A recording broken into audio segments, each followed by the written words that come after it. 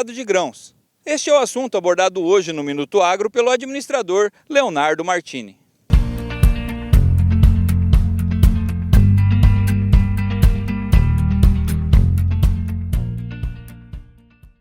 Eu sou Leonardo Martini, sou consultor em gerenciamento de riscos da StoneX do Brasil aqui no escritório de Maringá.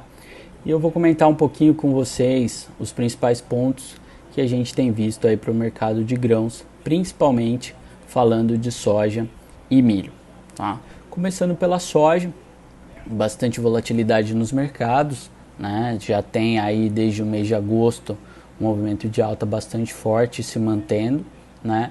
E a gente tem observado como principais fatos para esse movimento, né, a redução da expectativa, né, do potencial da safra americana, né, que inicialmente chegava a 122 milhões de toneladas e deve ficar aí na casa das 116 milhões de toneladas, uma safra um pouco menor do que o mercado esperava e, consequentemente, em cima de toda essa demanda que a gente tem visto, principalmente da China, a gente tem observado os estoques americanos aí reduzindo bastante do que era previsto para o início do ciclo, né? Hoje a gente estima aí um estoque final para os Estados Unidos em torno de 7,9 milhões de toneladas. Esse número pode ser menor ainda. A demanda chinesa está cada dia mais forte em função dessa recuperação, né, na produção suína deles. A gente tem visto aí, apesar ainda da continuidade do problema da peste suína africana, a China voltando a aumentar bastante a produção suína deles, né? A gente tem toda essa questão ainda da incerteza em relação à safra da América do Sul, em função dessa problemática do Laninha que a gente tem vivido. Então, o potencial da safra brasileira já não é mais o mesmo, o potencial da safra da Argentina também não é mais o mesmo. Então, a gente deve ter sim alguns ajustes, tá? Ainda é cedo para a gente estimar, mas a gente já tem visto aí todo o problema de atraso no desenvolvimento do plantio no Brasil. A Argentina começa a plantar agora, né, no mês de novembro, então a gente está todo mundo de olho nessas questões para realmente definir. Caso a gente tenha novas quebras na América do Sul, né, o mercado ganha mais força ainda para subir, né, em cima dessa demanda crescente, aí o preço teria que subir mais forte para tentar conter essa demanda chinesa, tá? Esse excesso também, outro ponto que a gente tem acompanhado bastante nos mercados, é a questão desse fluxo de capital no mercado, né, de commodities. Então hoje a maioria dos países tem uma taxa básica de juros ou negativo ou muito próximo de zero. Então, com essa injeção de capital que houve na questão do coronavírus, principalmente para manter as economias rodando, a gente tem visto grandes fundos de investimento entrando muito nas commodities, né? E também tentando antecipar um possível movimento de inflação dos alimentos. Então tudo isso também tem potencializado o movimento que a gente tem visto de alta, que tem base sim nos fundamentos de mercado, mas por toda essa liquidez, por esse fluxo de capitais do mercado, a gente tem visto isso potencializando o movimento. Tá? Então, na nossa visão, soja continua firme, enquanto a gente tiver essa indefinição em relação à safra da América do Sul e jogando toda a responsabilidade para uma safra americana que já está aí muito vendida, né? Então, a demanda chinesa realmente ela veio mais forte do que o projetado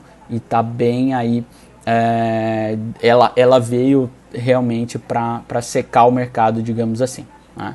Falando um pouco do milho, a safra americana finaliza aí perto de 374 milhões contra 346 no ano passado. O estoque final estimado do milho americano cai de 55, 58 milhões para 50 milhões de toneladas, então uma redução bastante considerável, né? E o grande culpado por toda essa redução também tem sido a China, né? Então a gente viu a exportação americana até o momento aí dos Estados Unidos para a China em torno de 12 milhões de toneladas. A China, que via de regra ela não importava milho, né? Normalmente ela não importa milho, mas como ela teve problemas na produção dela, a gente tem aí uma estimativa que essa importação chinesa de milho pode chegar até 20 a 25 milhões de toneladas nesse ciclo.